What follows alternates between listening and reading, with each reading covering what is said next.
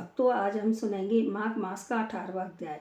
कांचन मालिनी ने कहा, हे राक्षस, मैंने तुम्हारे पूछने पर यह इतिहास तुझे सुना दिया है। अब मेरी शंका मिटाने को तुम भी अपना पूर्व इतिहास सुनाओ। किस पापी कर्म के प्रभाव से तुमको यह भयंकर योनि प्राप्त हुई है। तब राक्षस ने कहा, हे सुभगे, तेरा वृत्तांत बड़ा ही सुंदर और पापों को नष्ट करने वाला है। उसे सुनकर मेरे मन को बड़ी शांति प्राप्त हुई है। हे सुलोचने, वास्तव में तूने मुझे वह कल्याणकारी मार्ग बताया है जिसका बदला मैं नहीं दे सकता। निश्चय ही तू मेरा उद्धार करने को जन्मी है। मैं तुझसे कुछ नहीं छिपाऊंगा और अपने दुष्कर्मों को बताता हूँ। हे भद्रे, प्राचीन काल में मैं काशी नामक पवित्र नगरी में रहने वाला एक ब्राह्मण था।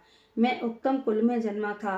मुझे वेद का अनंत ज्ञान था, अतः उस नगरी में मेरी बहुत प्रतिष्ठा थी। इतना ज्ञानी और विद्वान होते हुए भी मेरी बुद्धि खराब हो गई। लोभ के वशीभूत होकर मैंने नीच कर्म प्रारंभ कर दिए।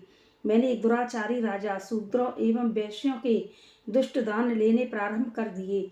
अनेकों बार कुत्सित निषिद्ध गृति ग्रह दान लेता रहा। यहाँ तक लोभ में पड़कर मैं चांडाल तक का दान लेने लगा। लोभी प्रवृत्ति के कारण मैंने वे सभी पाप कर डाले जिनको करना कोई पसंद नहीं कर सकता। हे देवी, तीर्थों का प्रभाव भी अनोखा है।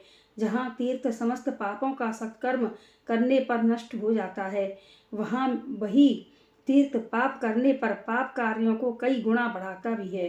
तीर्थ में किया छोटा सा पाप भी पर्वत के समान भयंकर हो जाता है।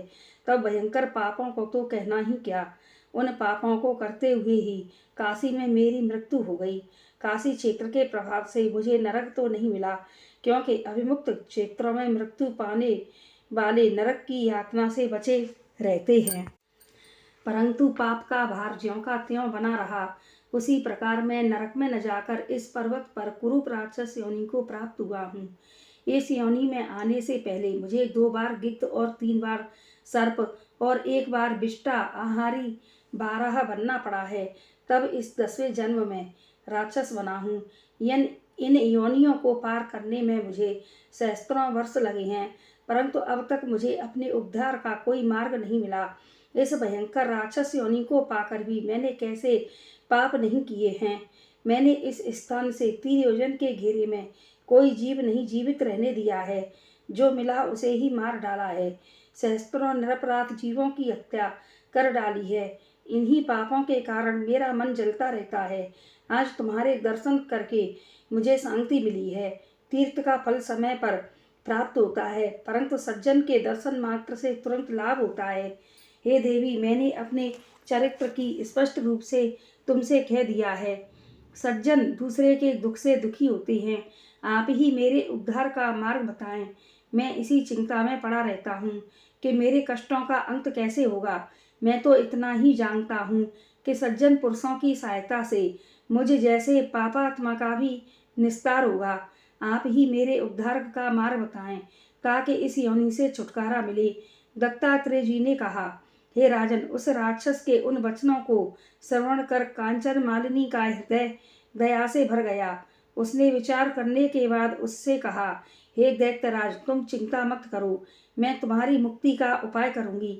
मैंने अनेकों वर्षों से विधि पूर्वक माघ स्नान किए हैं। प्रयागराज पर मेरी अगाध श्रद्धा है। त्रिवेणी स्नान मुझे अपने प्राणों से भी प्रिय है। श्रद्धा पूर्वक मैंने त्रिवेणी के जल में स्नान करके धर्म के मर्म को समझा भी है। विद्वान धर्म को गुप्त रखने को कहते हैं और वेदज्ञ दुखी जनों को दान देने की प्रशंसा करते हैं। हे भद्र, जिस प्रकार समुद्र में होने वाली वर्षा का कोई महत्व नहीं होता, उसी प्रकार धर्म संचित करने का भी महत्व नहीं है। यदि मेरे धर्म से तेरा उद्धार हो सकता है तो मैं उसे सहस्त्र देने को तैयार हूँ। इतना कहकर उस अप्सरा ने अपने गीले वस्त्र निचोड़कर अपने हाथों में वह जल लेकर अपने माघ स्नान का पुण्य उस बूढ़े राक्षस को दे दिया। हे राजन, माघ स्नान चमत्कारी प्रभाव को सुनो। कांचन मालिनी के पुण्य के प्राप्त होते ही उस राक्षस ने देह त्याग दी। प्रसन्न मुख वह जब विमान पर चढ़ा तो समस्त दिशाएं ज्योतिमान हो उठी। उस समय वह आकाश में दूसरे सूर्य के समान प्रतीत हो रहा था।